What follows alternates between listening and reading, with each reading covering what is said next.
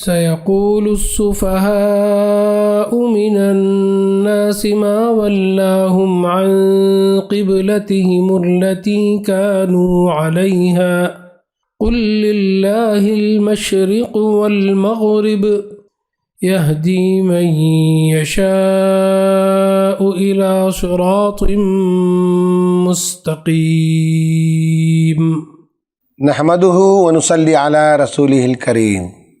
ناظرین، آج رمضان کی دوسری رات ہے اور آج قرآن مجید کے دوسرے جز کے مضامین کا خلاصہ بیان کیا جائے گا۔ پھر کچھ آیتوں کو لے کر اس پر تفصیلی گفتگو ہوگی۔ نمبر 1، اس جز کی شروعات میں امت مسلمہ سے کہا گیا کہ تم دنیا کی تمام امتوں میں اعتدال والی امت ہو۔ تمہیں جو تعلیمات دی گئی ہیں وہ متوسط ہیں، یعنی ماڈریٹ ہیں۔ تمہارا پیغام، تمہارا مزاج سب اعتدال پر مبنی ہے، یعنی تم ہر ایشو میں مڈل پاتھ اختیار کرتے ہو۔ اس وقت دنیا کی سب سے بڑی خرابی یہ ہے کہ اعتدال گمگشتہ ہے اور لوگ انتہا پسند ہوتے جا رہے ہیں۔ مذہبی ہوئے تو انتہا پسند ہو گئے، مذہب بیزار ہوئے تو دوسری انتہا پر چلے گئے۔ تمہارے درمیان رنگ، نسل اور جیوگرافیکل باؤنڈریز کا کوئی فرق نہیں ہے، اس لیے کہ تم سب کا مرکز اور قبلہ ایک ہے۔ تم عظیم منصب پر فائز ہو۔ اس مقام کا تقاضا ہے کہ اللہ تعالیٰ تمہیں آزمائے، اور آج بھی دیکھ سکتے ہیں کہ امت مسلمہ ہر جگہ آزمائش سے گزر رہی ہے۔ جو سچے مومن ہوتے ہیں اور کمیٹڈ ورکرز آف اسلام ہوتے ہیں، وہ ضرور آزمائشوں کے مرحلے سے گزرتے ہیں اور اس میں ثابت قدم رہتے ہیں۔ باطل کے طوفان کے آگے ان کے پیر اکھڑنے نہیں پاتے۔ وہ نہ دبیں گے، نہ بکیں گے، نہ جھکیں گے اور نہ ہی ڈریں گے، بلکہ اپنے ایمان اور منصبی ذمہ داری پر وہ استقامت کے ساتھ ڈٹے رہیں گے۔ قرآن نے بتایا وَلَنَبْلُوَنَّكُمْ بِشَيْءٍ مِّنَ الْخَوْفِ وَالْجُوعِ وَنَقْصٍ مِّنَ الْأَمْوَالِ وَالْأَنفُسِ وَالثَّمَرَاتِ وَبَشِّرِ الصَّابِرِينَ الَّذِينَ إِذَا أَصَابَتْهُم مُّصِيبَةٌ قَالُوا إِنَّا لِلَّهِ وَإِنَّا إِلَيْهِ رَاجِعُونَ، یعنی یہ کہ ہم ضرور تمہیں خوف و خطر، فاقہ کشی، جان و مال کے نقصانات اور آمدنیوں کے گھاٹے میں مبتلا کر کے تمہاری آزمائش کریں گے۔ ان حالات میں جو لوگ صبر کریں اور جو کوئی مصیبت پڑے تو کہیں کہ ہم اللہ ہی کے ہیں اور اللہ ہی کی طرف پلٹ کر جانا ہے۔ تمہاری خصوصیت یہ ہے کہ تم اللہ تعالیٰ سے شدید محبت کرتے ہو۔ جو محبوب ہوتا ہے اس کی یاد دل میں بس جاتی ہے، رگ و پے میں اس کی محبت دوڑنے لگتی ہے، اور زندگی کی ہر ادا اور ہر عمل اور ہر کام اس کی خوشنودی کے لیے کرتا ہے۔ قرآن کہتا ہے وَالَّذِينَ آمَنُوا أَشَدُّ حُبًّا لِلَّهِ، ایمان رکھنے والے لوگ سب سے بڑھ کر اللہ کو محبوب رکھتے ہیں۔ ایک مومن کی زندگی میں آپ دیکھ سکتے ہیں کہ وہ خدا سے کتنی محبت کرتا ہے، اس کا احترام کرتا ہے۔ اسی لیے اس کی زندگی کے ہر گوشے میں ہم اس کے اثرات دیکھ سکتے ہیں۔ کسی کے گھر بچہ پیدا ہوا تو نو مولود کے کانوں میں سب سے پہلے اذان اور اقامت دی جاتی ہے تاکہ اللہ تعالیٰ کی کبریائی اور اس کی عظمت کا پیغام وہ پہلا پیغام ہو جو بچے کے ذہن میں پہنچے۔ مسلمان جب رفع حاجت کے لیے یعنی ٹوائلٹ جاتا ہے اور ٹوائلٹ میں جب بیٹھتا ہے تو وہ کبھی اللہ کے مقدس گھر یعنی کعبے کی طرف نہ رخ کرتا ہے نہ پیٹ کرتا ہے۔ وہ خدا کا احترام کرتا ہے، خدا کے گھر کا احترام کرتا ہے۔ جب وہ نان ویج کھاتا ہے تو اس بات کو یقینی بناتا ہے کہ وہ حلال ہے، یعنی جس جانور پر اللہ تعالیٰ کا نام لے کر اسے ذبح کیا گیا ہو وہی اس کے لیے حلال ہے، اور جس پر اللہ کا نام نہ لیا گیا ہو اسے کھانا اس کے لیے حرام ہے۔ مومن اللہ تعالیٰ سے شدید محبت کرتا ہے۔ اس کا ایک اظہار یہ ہے کہ ہر کام کی شروعات وہ بسم اللہ سے کرتا ہے، اور آگے کا کوئی کام اسے دیا جائے تو وہ اللہ پر یقین کے ساتھ شروع کرتا ہے اور کہتا ہے انشاءاللہ، ہر اچھی چیز دیکھتا ہے اور کامیاب چیز کو دیکھتا ہے تو کہتا ہے ماشاء اللہ، کوئی برا کام ہو جائے تو کہتا ہے استغفر اللہ، نام رکھتا ہے تو اللہ رحمان رحیم سمیع بصیر نہیں رکھتا، بلکہ عبداللہ رکھتا ہے، عبد الرحمن رکھتا ہے، عبد الرحیم رکھتا ہے، عبد السمیع اور عبد البصیر رکھتا ہے۔ اور حقیقت بھی یہی ہے کہ وہ اللہ کا، رحمان کا، رحیم کا، سمیع کا، بصیر کا بندہ ہے۔ دن میں 5 مرتبہ اذان دی جاتی ہے اور خدا کی وحدانیت اور عظمت اور کبریائی کا اعلان ہوتا ہے۔ ایک بندہ مومن دن میں 5 مرتبہ نماز پڑھنے جاتا ہے اور خدا سے اپنے تعلق کو مضبوط کرتا ہے۔ مرتے وقت ہر مومن کی یہ تمنا ہوتی ہے کہ اس کی زبان پر کلمہ لا الہ الا اللہ محمد رسول اللہ جاری ہو جائے۔ مرنے کے بعد قبر میں میت کو لٹایا جاتا ہے تو اس کا چہرہ قبلہ رخ کر دیا جاتا ہے۔ یہ ہے اللہ تعالیٰ سے محبت اور شدید محبت، پیدائش سے لے کر قبر کی گود تک۔ آج کے خلاصے کی دوسری اہم بات یہ ہے کہ اللہ تعالیٰ نے انسانوں کے نام آخری شریعت دی۔ شریعت کا نام جب سنتے ہیں تو لوگوں کے کان کھڑے ہو جاتے ہیں اور ان کے ذہن میں ایک بھیانک تصویر ابھرتی ہے۔ اس جز میں شریعت کے کمپوننٹس بتائے گئے۔ شریعت جس چیز کا نام ہے وہ ہیں اللہ، آخرت، ملائکہ، کتابوں اور رسولوں پر ایمان لانا، یعنی ان چیزوں پر بلیف رکھنا۔ قریبی جو رشتہ دار ہیں، یتیم، مسکین، ویفارر یا ٹریولر، راہگیر، مسافر، مانگنے والے، غلام، قیدی اور بے قصور لوگ جو جیلوں میں بند ہو گئے ہیں، ان پر اپنا پسندیدہ مال خرچ کرنا، نماز قائم کرنا، تاکہ انسان بندہ ہونے کا تصور بار بار تازہ کر سکے۔ زکوٰۃ ادا کرنا تاکہ معاشرے سے غربت دور ہو جائے۔ وعدہ کرے تو پورا کرے، تکلیف، مصیبت، تنگی میں صبر کرے، یہ شریعت ہے۔ شریعت یہ بھی ہے کہ زمین میں کسی کا ناحق خون نہ بہانا، اگر کوئی ایسا کرتا ہے تو اسے سخت سزا دی جائے۔ شریعت کی تعلیم یہ بھی ہے کہ انسان نے جو کچھ کمایا، مرنے کے بعد اس کی میراث اس کے وارثین کو ملے۔ روزہ رکھنا، قرآن کی تلاوت کرنا، مسجد میں اعتکاف کرنا، سرکاری افسران کو رشوت نہیں دینا، دنیا سے فتنہ ختم کرنا، ایک دوسرے کا مال غلط طریقوں سے ہڑپ نہیں کرنا، شراب نہیں پینا اور جوا اور سٹہ نہیں کھیلنا، یتیموں کی سرپرستی کرنا، بیویوں کے ساتھ حسن معاشرت کرنا، جدائی ہو جائے تو آسانی سے الگ ہو جانا، اگر کوئی عورت دوسری شادی کرنا چاہے طلاق کے بعد تو اسے اس کی آزادی کا ملنا، یہ سب شریعت ہے۔ آپ کوئی شخص جسے شریعت سے ڈر ہے وہ یہ بتائے ہمیں کہ ان میں سے کون سی وہ باتیں ہیں جو ظالمانہ ہیں، کون سی وہ باتیں ہیں جس سے زمین میں فتنہ رونما ہوتا ہے، اور کون سی وہ باتیں ہیں جس سے انسانی حقوق مارے جاتے ہیں۔ اگر ایسا نہیں ہے تو لوگوں کے ذہنوں کو صاف ہو جانا چاہیے کہ شریعت اس دنیا میں زندگی گزارنے کے بہترین طریقے کا نام ہے۔ خواتین و حضرات، آج کے خلاصے میں ہم نے یہ 2 باتیں آپ کے سامنے پیش کی ہیں۔ اب لوگوں کا ذہن بالکل صاف ہو جانا چاہیے اور غلط فہمیاں دور ہو جانا چاہیے۔ اب ہم گفتگو کرتے ہیں آج کے خصوصی موضوع پر، اور وہ ہوگا بین المذاہب شادی، یعنی subject of the day interfaith marriage. یہ آج کا ایک برننگ ٹاپک ہے۔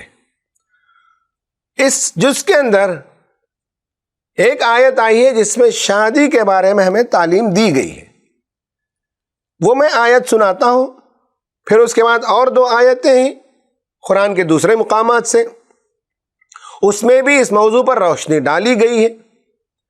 پہلی آیت ہے وَلَا تَنْكِحُوا الْمُشْرِكَاتِ حَتَّى يُؤْمِنْ وَلَأَمَةٌ مُؤْمِنَةٌ خَيْرٌ مِّن مُّشْرِكَةٍ وَلَوْ أَعْجَبَتْكُمْ وَلَا تُنْكِحُوا الْمُشْرِكِينَ حَتَّى يُؤْمِنُوا وَلَعَبْدٌ مُؤْمِنٌ خَيْرٌ مِّن مُّشْرِكٍ وَلَوْ أَعْجَبَكُمْ أُولَٰئِكَ يَدْعُونَ إِلَى النَّارِ وَاللَّهُ يَدْعُو إِلَى الْجَنَّةِ وَالْمَغْفِرَةِ بِإِذْنِهِ وَيُبَيِّنُ آيَاتِهِ لِلنَّاسِ لَعَلَّهُمْ يَتَذَكَّرُونَ۔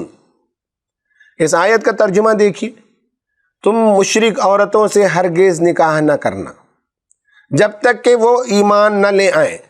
ایک مومن لونڈی مشرک شریف زادی سے بہتر ہے، اگرچہ وہ تمہیں بہت پسند ہو، اور اپنی عورتوں کے نکاح مشرک مردوں سے کبھی نہ کرنا جب تک کہ وہ ایمان نہ لے آئیں۔ ایک مومن غلام مشرک شریف سے بہتر ہے، اگرچہ وہ تمہیں بہت پسند ہو۔ یہ لوگ تمہیں آگ کی طرف بلاتے ہیں، اور اللہ اپنے اذن سے تم کو جنت اور مغفرت کی طرف بلاتا ہے، اور وہ اپنے احکام واضح طور پر لوگوں کے سامنے بیان کرتا ہے۔ توقع ہے کہ وہ سبق لیں گے اور نصیحت قبول کریں گے۔ بین المذاہب شادی سے متعلق قرآن میں 2 اور جگہوں پر 2 اور آیتیں آئی ہیں، انہیں بھی سن لیں اور ان کا ترجمہ سن لیں۔ ان 3 آیتوں کے مجموعی فہم سے انٹر فیتھ میرجز کا آئیڈیا کلیئر ہوتا ہے۔ ایک آیت ہے جو سورہ ممتحنہ کی ہے، یا ایھا الذین آمنوا اذا جاءکم المؤمنات مہاجرات فامتحنوہن اللہ اعلم بایمانہن فَإِنْ عَلِمْتُمُوهُنَّ مُؤْمِنَاتٍ فَلَا تَرْجِعُوهُنَّ إِلَى الْكُفَّارِ لَا هُنَّ حِلٌّ لَهُمْ وَلَا هُمْ يَحِلُّونَ لَهُنَّ۔ یعنی کہا گیا کہ اے لوگو جو ایمان لے آئے ہو، جب مومن عورتیں ہجرت کر کے تمہارے پاس آئیں تو تم ان کے مومن ہونے کی جانچ پڑتال کر لو، اور ان کے ایمان کی حقیقت اللہ ہی بہتر جانتا ہے۔ پھر جب تمہیں معلوم ہو جائے کہ وہ مومن ہیں تو انہیں کفار کی طرف واپس نہ کرو، نہ وہ کفار کے لیے حلال ہیں اور نہ کفار ان کے لیے حلال ہیں۔ ایک اور آیت ہے جو سورہ مائدہ کی ہے، اس کو بھی سن لیں۔ اليوم احل لکم الطیبات وطعام الذین اوتوا الکتاب حل لکم وطعامکم حل لہم والمحصنات من المؤمنات والمحصنات من الذين اوتوا الكتاب من قبلكم اذا آتيتموهن اجورهن محسنين غير مسافحين ولا متخذي اخدان ومن يكفر بالإيمان فقد حبط عمله وهو في الآخرة من الخاسرين۔ اس کا ترجمہ یہ ہے کہ آج تمہارے لیے ساری پاک چیزیں حلال کر دی گئیں۔ اہل کتاب کا کھانا تمہارے لیے حلال ہے اور تمہارا کھانا ان کے لیے، اور محفوظ عورتیں بھی تمہارے لیے حلال ہیں، خواہ وہ اہل ایمان کے گروہ سے ہوں یا ان قوموں میں سے جن کو تم سے پہلے کتاب دی گئی تھی، بشرطے کہ تم ان کے مہر ادا کرو، نکاح میں ان کے محافظ بنو، نہ یہ کہ آزاد شہوت رانی کرنے لگو یا چوری چھپے آشنائیاں کرو۔ ان 3 آیتوں میں جو 6 قسم کی شادی کا تذکرہ ہے وہ اس طرح سے ہے۔ نمبر 1، ایک مومنہ یعنی مسلم لڑکی کی شادی ایک مشرک سے نہیں ہو سکتی۔ ایک مسلم لڑکی کی شادی ایک کافر مرد سے نہیں ہو سکتی۔ ایک مسلم لڑکی کی شادی ایک اہل کتاب مرد سے نہیں ہو سکتی۔ 3 کیٹیگری بہت کلیئر ہے، یعنی یہ کہ مشرک سے، کافر سے اور اہل کتاب مرد سے ایک مسلم عورت کی شادی نہیں ہو سکتی۔ یہ تینوں اقسام مسلم عورتوں سے متعلق ہیں۔ اب مردوں سے متعلق شادی کے 3 اقسام دیکھ لیں۔ ایک مومن مرد مشرک عورت سے شادی نہیں کر سکتا۔ ایک مومن مرد ایک کافر عورت سے شادی نہیں کر سکتا۔ ایک مومن مرد کتابیہ عورت یعنی اہل کتاب کی عورت سے شادی کر سکتا ہے۔ البتہ اس میں بہت سے ifs and buts ہیں۔ تو اب آپ کے ذہنوں میں یہ سوال ابھر سکتا ہے کہ مشرک، کافر اور اہل کتاب میں فرق کیا ہے؟ ہمارے علماء نے مشرک کی تعریف بیان کی ہے کہ وہ اوثان پرست ہوتے ہیں یا بتوں کی پوجا کرنے والے ہوتے ہیں، اور ان کے پاس کوئی الہامی مذہب کا تصور نہیں ہوتا۔ کافر کی 3 تعریف بیان کرتے ہیں۔ ایک مکہ کے لوگ جن کے سامنے اسلام پیش کیا گیا اور اس کا حق ادا کر دیا گیا، اور ان میں سے جن لوگوں نے اسلامی تعلیمات کو نہیں مان کر دیا وہ کافر قرار پائیں گے۔ کافر کی دوسری تعریف یہ ہے کہ جنہوں نے جان بوجھ کر اسلام اور اسلامی تعلیمات کو رد کیا۔ تیسرا، آج کے دور میں انہیں بھی کافر کہا جائے گا جو اپنے آپ کو ایکس مسلمز کہا کرتے ہیں، گویا انہوں نے اسلام کو جان بوجھ کر ترک کر دیا، مرتد ہو گئے اور اسلامی حقیقتوں کو جاننے کے بعد اس کا انکار کر دیا۔ اہل کتاب کون ہے؟ اس کی تعریف بھی بیان کی گئی ہے۔ دو قسم کی تعریف بیان کی گئی ہے، ایک یہود اور نصارہ جن کو تورات اور انجیل دی گئی، اور دوسری تعریف بعض مفسرین بیان کرتے ہیں کہ جن قوموں کے پاس کوئی بھی الہامی کتاب موجود ہو وہ اہل کتاب ہیں، مگر یہ دوسری رائے کمزور ہے اور پہلی رائے ہی صحیح ہے۔ ابھی میں نے جن 6 اقسام کی شادیوں کا تذکرہ کیا ان میں سے 5 قسم کی شادیاں وہ ہیں جو بین المذاہب کیٹیگری میں آتی ہیں، وہ ایک مومن کے لیے جائز نہیں ہیں۔ جب یہ حقیقت ہے تو کچھ لوگ جو جھوٹ کا پروپیگنڈا کرتے ہیں کہ مسلمان لڑکے غیر مسلم لڑکیوں کے ساتھ شادی کرتے ہیں اور ایک سازش کے تحت یہ سب کچھ ہو رہا ہے، جو لوگ عقل رکھتے ہوں وہ سمجھ سکتے ہیں کہ جو چیز اسلام کے نزدیک ناجائز ہو اس پر کبھی امت کا اتفاق نہیں ہو سکتا، اور امت اس طرح کی کوئی منصوبہ بندی نہیں کر سکتی، اور ناجائز کام کو جہاد نہیں کہا جاتا۔ ہاں، معاشرے میں ہمیشہ کچھ لوگ ہوتے ہیں جو اسلامی تعلیمات کے خلاف بھی عمل کر لیتے ہیں، ان کی حیثیت انڈیویجول ڈیویشن کی ہے، اسے مین اسٹریم سوچ اور عمل قرار نہیں دیا جا سکتا۔ یہاں پہنچ کر سوال پیدا ہو سکتا ہے کہ اسلام بین المذاہب شادیوں کو کیوں منع کرتا ہے؟ اس کی وجہ سمجھنے کے لیے ہمیں شادی اور اس کی حقیقت کو سمجھنا ہوگا۔ اللہ تعالیٰ نے انسانوں کو اس طرح سے بنایا ہے کہ ان کے 2 جینڈرز ہیں اور دونوں میں ایک دوسرے کی طلب رکھی، ایک دوسرے کا ڈیمانڈ رکھا، اور ایک کی طلب کا جواب دوسرے میں، اور دونوں کے ملنے سے فطرت کے تقاضے پورے ہوتے ہیں۔ اس میں ایک مرد ایک عورت کی طلب کرتا ہے، اور ایک عورت کی فطرت میں مرد کے ساتھ وابستہ ہونے کا رجحان ہوتا ہے، اور دونوں کے درمیان اللہ تعالیٰ نے کشش رکھی ہے، ایک اٹریکشن رکھا ہے۔ وہ دونوں قریب آنا چاہتے ہیں، ایک دوسرے سے لطف اندوز ہونا چاہتے ہیں۔ اسلام کا موقف یہ ہے کہ کمٹمنٹ کے بغیر، شادی کے بعد کی ذمہ داریوں کو قبول کے بغیر اور معاشرے میں اعلان کے بغیر لطف اندوزی حرام ہے۔ مرد اور عورت کے نزدیک آنے کا واحد راستہ نکاح ہے۔ نکاح سے سماج کی پہلی اکائی، first unit of the society وجود میں آتی ہے، جسے گھر یا فیملی انسٹیٹیوشن کہتے ہیں۔ شادی انسان کی ایک بایولوجیکل نیڈ ہے، ایک اکنامک نیڈ ہے، اور ایک سائیکولوجیکل اور ایموشنل نیڈ ہے۔ اس کے بغیر انسان ادھورا ہے، اور ایک مستحکم معاشرے کا تصور بھی نہیں کیا جا سکتا۔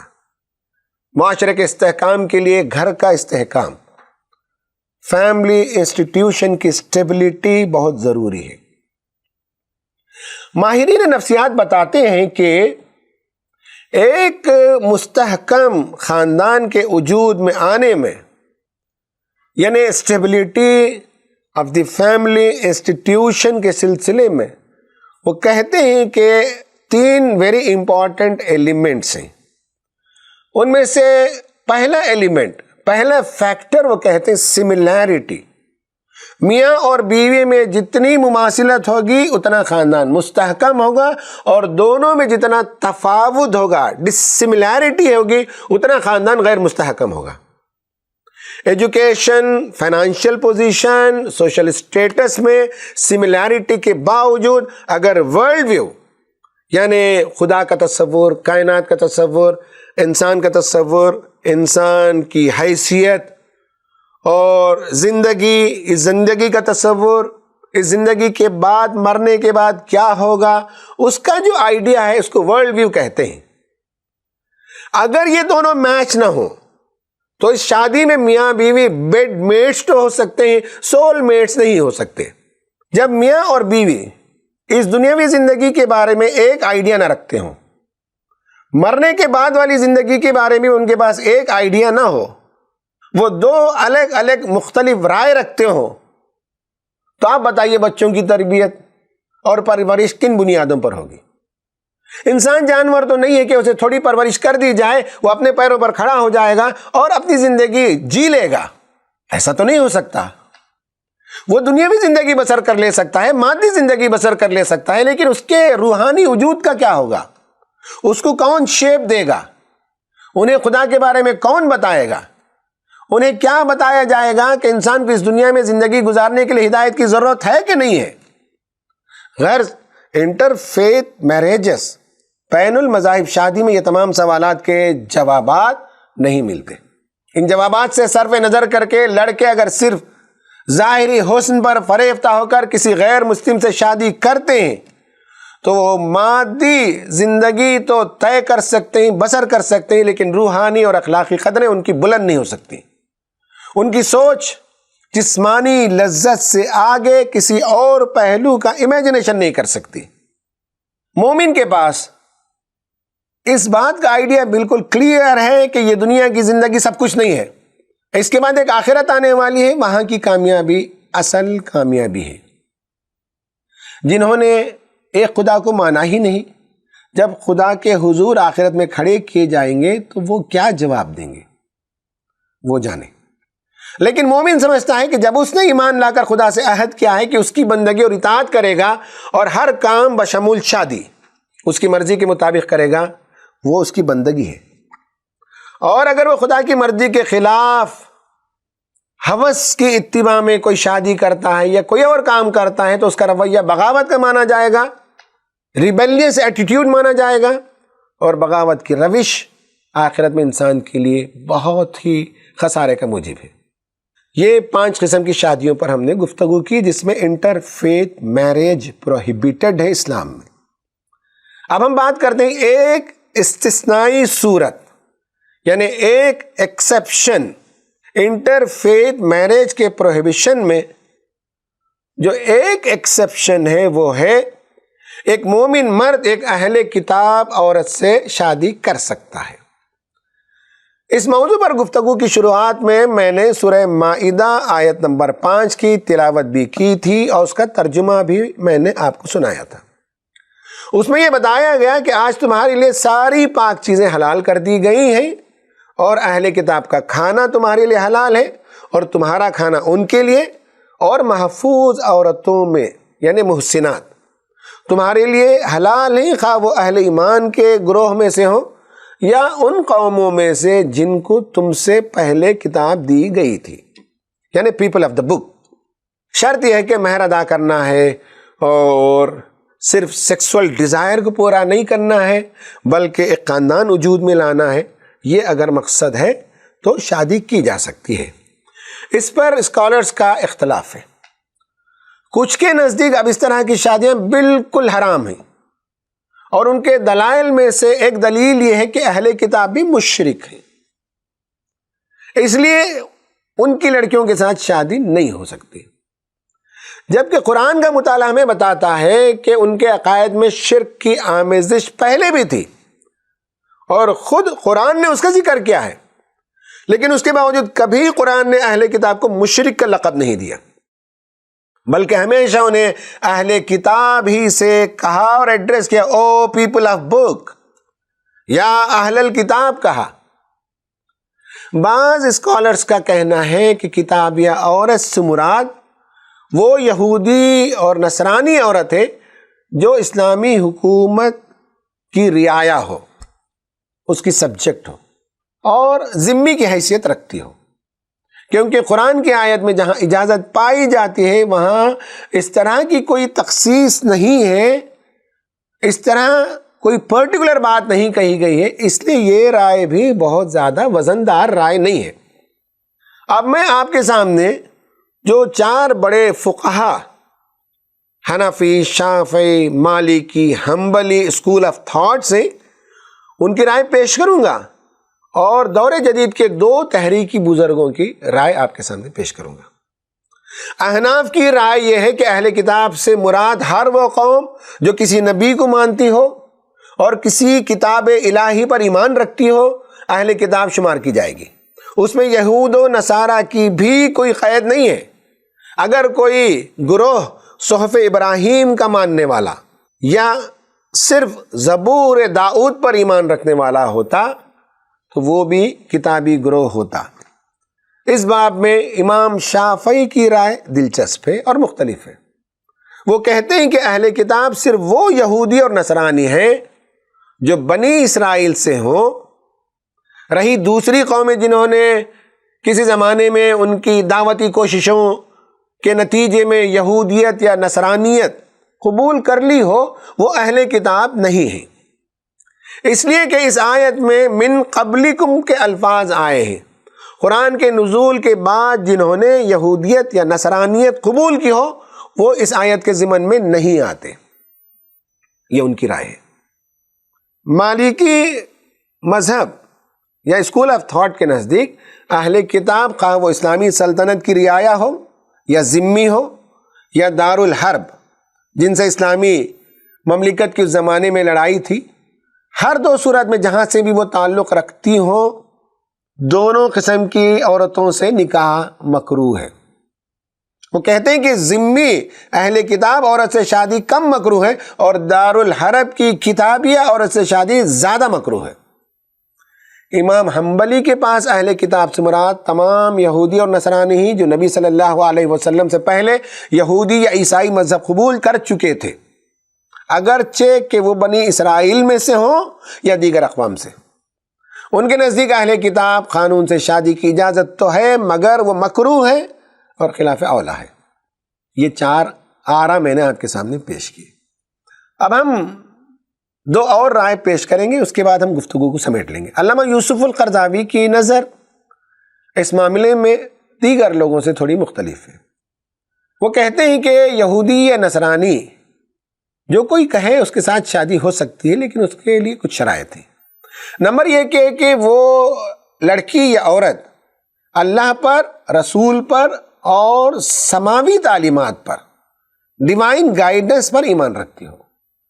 نمبر 2 وہ محسنہ ہو یعنی پاک دامن ہو، یعنی ان کے حسن پر فریفتہ ہو کر ناپاک عورتوں کے دامن میں پھنس نہ جائیں۔ وہ اسلام دشمن نہ ہو، شادی سے نقصانات کا اندیشہ نہ ہو۔ ان کنڈیشنز پر وہ کہتے ہیں کہ اہل کتاب عورت سے، کتابیہ سے شادی ہو سکتی ہے۔ مولانا مودودی رحمۃ اللہ علیہ کا مضمون تفہیمات میں ہے، بہت شاندار مضمون ہے، اس کو پڑھ کر دیکھ لیجئے۔ ان کا یہ کہنا ہے کہ اہل کتاب کی عورتوں سے نکاح کرنے کے شرعی جواز کو عام قرار دیا جائے، خواہ وہ حربیہ ہو یا ذمیہ ہو، وہ عفیفہ ہو یا نہ ہو، وہ لونڈی ہو یا آزاد ہو۔ کہتے ہیں کہ یہ قانونی حیثیت ہے، مگر وہ کہتے ہیں کہ صرف قانونی حیثیت سے کام نہیں چلتا۔ شادی کی حکمتوں پر تفصیل سے بات کرتے ہیں وہ فرماتے ہیں کہ اسلام میں نکاح کی اہمیت صرف ایک تمدنی ضرورت کو پورا کرنے ہی کے لیے نہیں ہے، بلکہ سب سے بڑا مقصد نفس کی حفاظت، اخلاق کی پاکیزگی، اسلامی تہذیب کا فروغ اور خالص مسلمان نسلیں پیدا کرنا۔